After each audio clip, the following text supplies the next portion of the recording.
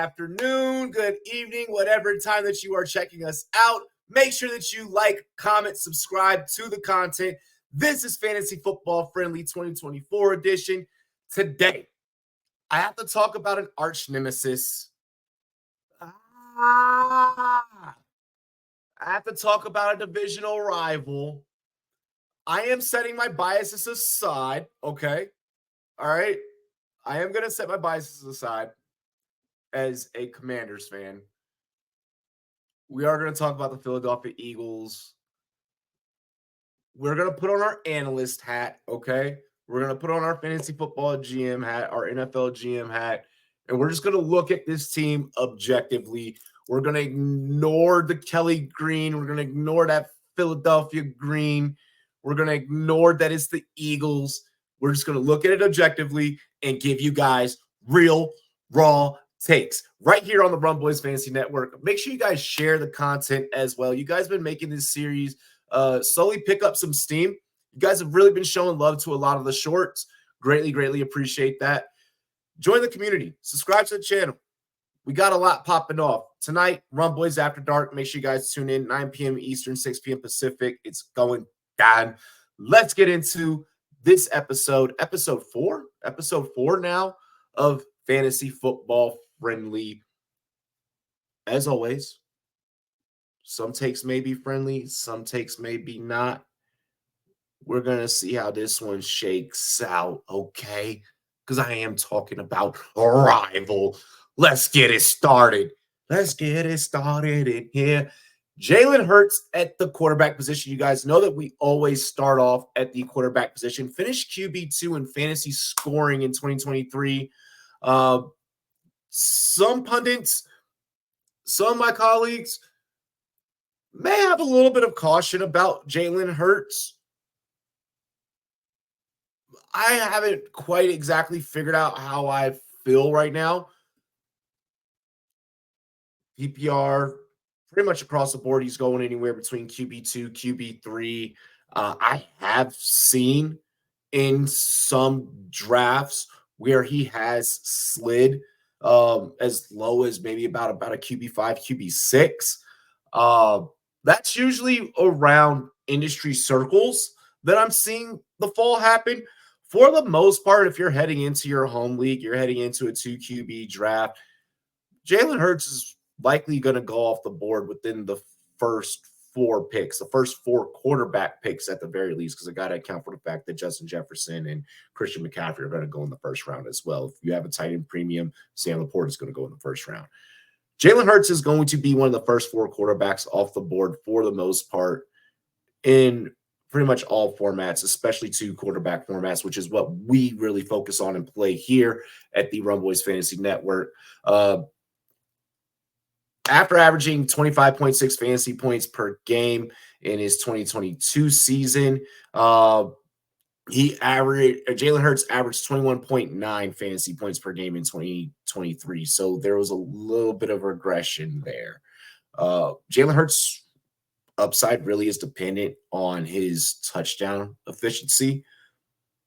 But given the offense that he's going to be, the offensive personnel, namely, that he's going to be playing with this year, I think that you'll still get great value out of Jalen Hurts. Are you going to maybe get QB2 overall because of some of the pieces that are going to be around him and because of who the OC is and Kellen Moore this year? Those things are going to be are yet to be determined, are yet to be dictated.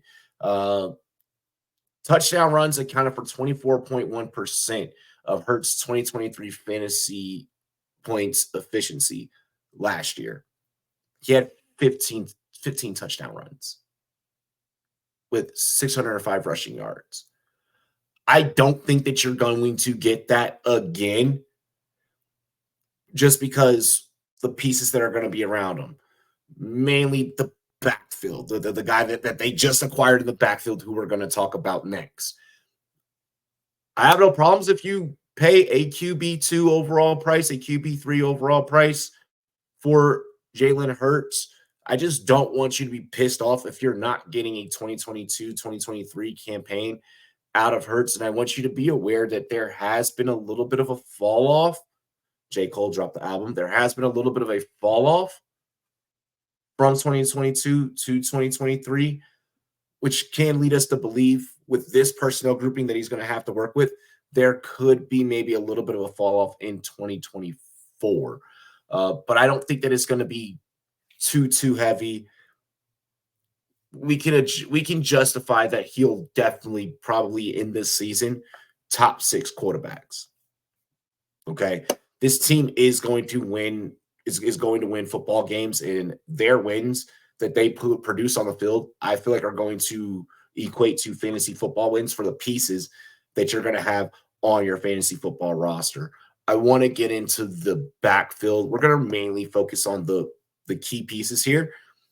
Saquon Barkley at RB4 overall. Whenever we look at Fantasy Pros ADP, when we look at the chart here, he's RB4 in PPR formats.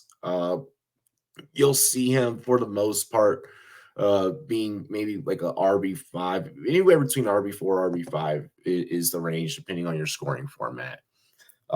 Philly bringing in Saquon, snatching him from another divisional rival in the New York Giants, and we've all been watching the Hard Knocks and how that situation was handled. Fucking pitiful. This is a much better fit than what the kind of down in of Saquon Barkley's tenure with the New York Giants was. All right, because you bring in Saquon Barkley and you're paying him the money that you're paying him. Look, they're bringing him in 3 years, $37.75 million. All right, like the dude. What is it? 26 million in guarantees is what they're saying. It's worth up to the deal is worth up to 47.65 mil. You're going to give this man the ball. You are especially going to give this man the ball at the goal line in the rum zone. Red zone, for those of y'all that may be new to the channel, we call the red zone the rum zone. I get that he is entering age 27. Homie is still an every down back. Homie is still a bell cow. When we talked about the Indianapolis Colts yesterday and how I highly touted Jonathan Taylor, Saquon Barkley is in that same breath. They're only 2 years apart in age difference. I'm not worried about the depth pieces in this backfield. Kind of similar to how I discussed with the Colts. I'm not worried about the depth pieces there. I'm not worried about, how many snaps Kenny Gainwell comes in Vultures or Will Shipley. I'm not worried about that. Last season, Saquon played at least 70% of the snaps in 11 of his 14 games, while ranking second in opportunity share and 9th in weighted opportunities. He was doing this while he was fucking 26 years old, ladies and gentlemen. Ranking 17th in explosive run rate. Tackle breaking metrics. They took a shitter. They took a hit. 37th in missed tackles forced per attempt and 33rd in yards after contact per attempt. Minimum 50 carries is what that's measured off of per fantasy points data. I get, okay, maybe he's not, forced to miss tackle and get in the yards after contact like he used to. The Giants were using him as a freaking battering ram because they didn't have a quarterback that could also pass. We were out here fucking calling Daniel Jones Vanilla Vic. Taco, namely, not me. I feel like Josh Allen deserved that title, but that's neither here nor there. That's not what this episode is about. I'm willing to pay up for Saquon. Jalen Hurts is going to take a dip in his touchdown, in his touchdown percentage, in his touchdown efficiency, because Saquon is there. And I necessarily don't think that that's a bad thing for Jalen Hurts. There is no more Jason Kelce. So the brotherly shove that made Hurts so profitable over the last 2 seasons isn't going to be there. Now, don't get me wrong, because Jalen Hurts maybe still get you 8 touchdowns with his legs. Possibly. Do they still use the brotherly shove a little bit? Yeah, it's part of their identity. It's a thing. Are they going to use it as much? Probably not. You got to have a new identity, and having a player in the backfield like Saquon Barkley allows you to be able to have a new identity at the running back position, to where maybe you don't have to use Jalen Hurts as much. Now, don't get me wrong, Saquon can also get behind and shove Hurts as well. Both these guys are squat monsters. Both these guys are monsters on the bench press. The upper body violence is there, to where, I mean, like I said, Hurts could still end up with 8, but then, Barkley could still have double-digit touchdowns himself. And I could see that being the outcome, and that's the outcome that I'm more so favoring when it comes to, the personnel that'll utilize their legs out the backfield on this offensive personnel for this offensive scheme. Let's keep it moving. We're rolling along. Keep rolling. What? I just aged myself with that my own rendition of fucking Limp Bizkit there. AJ Brown. AJ Brown's a rum boy, okay? We sat down and we interviewed him his rookie year when he was a Tennessee Titan. More importantly, though, once he became a Philadelphia Eagle, his career really took off, okay? Back-to-back wide receiver 8 finishes, depending on, scoring format dependent, but back-to-back wide receiver 8 finishes in fantasy points per game. Yo, I'm going to take that every single time. I'm going to take that every single time. AJ Brown, from a fantasy standpoint, you're not forced to be like, man, like, kind of like Michael Pittman, how we talked about yesterday, where I felt you're more comfortable pairing him with Anthony Richardson versus, running him with, God knows whoever else. AJ Brown, you don't necessarily have to stack, but if you can stack him, it's great. It's phenomenal. You're looking at a 2x multiplier on weeks to where him and Jalen Hurts are just matching up. That's the formula with any stack, okay? With AJ Brown, though, the man has been elite. The man has easily been top 10, top 8. We can even narrow it down to top 8 receivers in the league, okay? You looked at when I talked about the Detroit Lions, when I was, kind of hyping up and gassing up, Amon-Ra St. Brown, who I have as like a wide receiver 5. AJ Brown is right there. AJ Brown is right there in that conversation of, an Amon and Devontae Adams. When we look at fantasy, we start talking about guys that are in that range that you could go and get. They're kind of interchangeable in how you could move them. Willing to go out and get AJ Brown, have tons and tons of AJ Brown in best ball. You best believe that redraft season, I'm going to have a shit ton of AJ Brown. I have AJ Brown on like a couple of dynasty rosters as well, I believe. AJ Brown everywhere, all formats. Even in DFS, you're going to be going after AJ Brown. I absolutely love it. The top 5, any top 5 is definitely well within the range of outcomes, with Kellen Moore being the OC. With Kellen Moore being the OC and calling the plays. Last year, this passing game took a dip, especially, after like the first 10 games. This offense really took a dip because of play calling. I don't think that we deal with that as much with Kellen Moore as the OC. And with Kellen Moore as the OC, how we talked about Jalen Hurts maybe lacking in that run efficiency, I could see the passing game take a big leap. And because of Saquon Barkley in the backfield, that opens up more opportunities throughout the passing game, because you're going to have to load the box against a guy like Saquon, creating more opportunities in the passing game. AJ Brown is a lock for me. All right, an absolute lock for me. Will be a fantasy football championship winner. Will take you to the promised land. Guaranteed.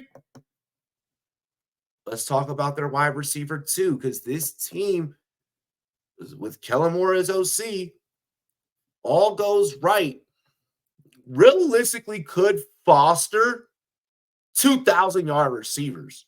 I know that yesterday when I did the nameplate for Michael Pittman, I accidentally had him as wide receiver 24, which I still feel like is what he's going to fucking end at.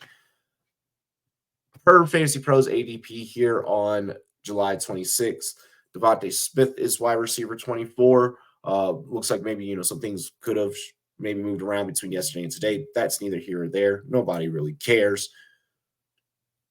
Devontae Smith as a wide receiver 2 is absolutely phenomenal. Okay. If you can end up with like a pedigree player of, for your wide receiver 1, like Jamar Chase, and then Devontae Smith a couple rounds later ends up being your wide receiver 2 when you're constructing your roster, I absolutely have no qualms with that. All right. Smith saw his first down receiving receptions. It did drop a little bit. All right. His yards per reception rate, what was at about 30, dropped to 39. Whenever I take a look here at the stats, you're looking at grabbing Devontae Smith around kind of like that same range as DK Metcalf, which DK Metcalf we look at for the most part almost as a wide receiver 1. A lot of pundits, a lot of folks are going out there and saying, yo, like this year is going to be DK's year. DK could finish top 12.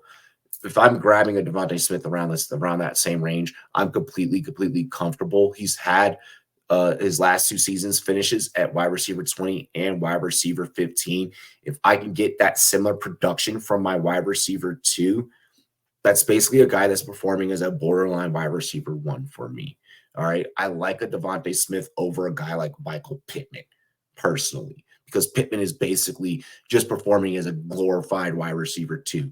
Devontae Smith is a 2 who is, for the last couple of seasons, who gives you those fringe 1A numbers. I really like Devontae Smith. I highly recommend everyone going out there and drafting Devontae Smith. AJ Brown may be too rich of a value for you, but with this team, there's value throughout, and you need to be grabbing pieces of this team because this offense is going to score points. This offense is going to go out there and put up fantasy points for you. All right. So Devontae Smith, I can't brag enough. All right. And again, play calling is gonna really hold weight into it. I know that a lot of people are. We'll get into that. I'll get into the play calling a little bit more in depth when I get into depth concerns. Let's talk about the tight end, Dallas Goedert. Dallas Goedert ADP right now, tight end 12. It's very easy to make an argument that Goddard could be in the top 6 conversation. It's very easy to be like, oh, like off the top of your head, which I'm just going to do right now, rank your top 6 tight ends. It's very easy to be like Laporta, Kelsey, Kittle, and then even maybe like wanting to put Goddard. I'd probably put Goddard 5. 4, it kind of gets a little murky because it's like, well, the Kincaid upside, so on and so forth. Look, that's neither here or there. You could be like, oh, Jake Ferguson, well, Dalton Schultz and his new offense, whatever, right? Kyle Pitts. Dallas Goedert is in that top tight end conversation. Definitely reliable.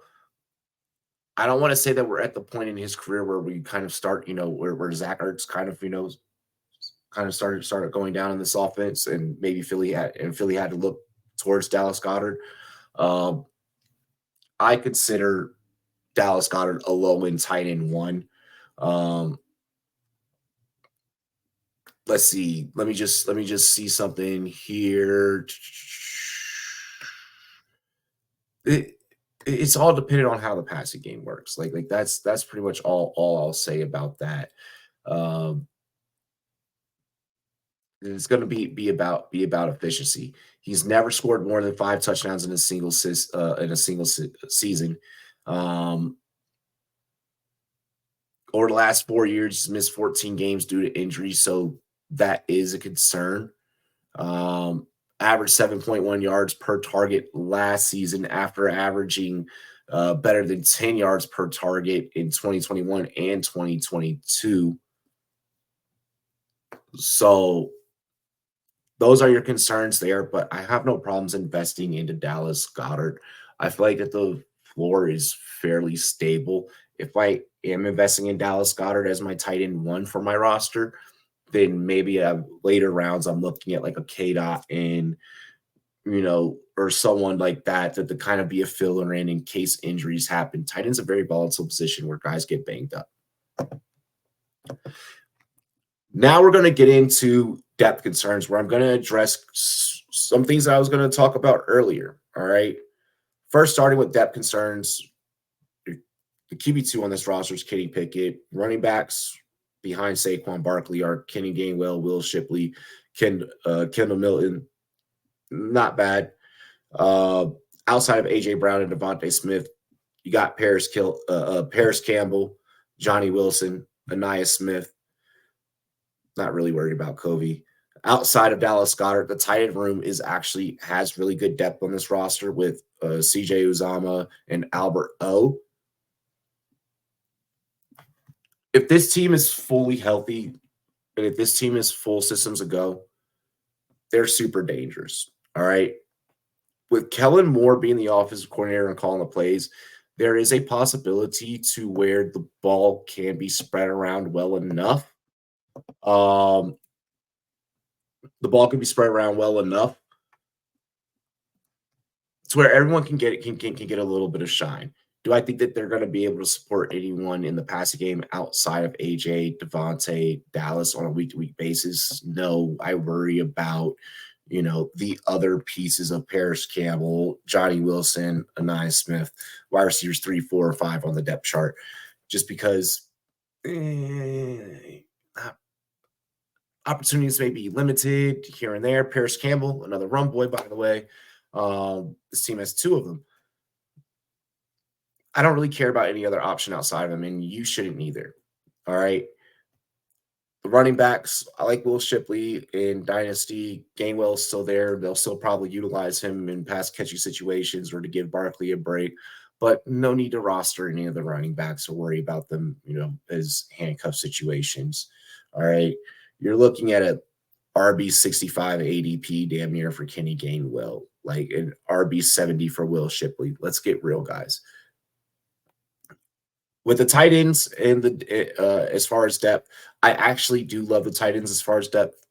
Watch list guys, waiver wire guys, and Uzomah and Albert O. Should anything happen to Dallas Goedert, very easy to just head to the waiver wire and grab them. Obviously, depending on how your waiver wire settings are, whether it's fab, so on and so forth.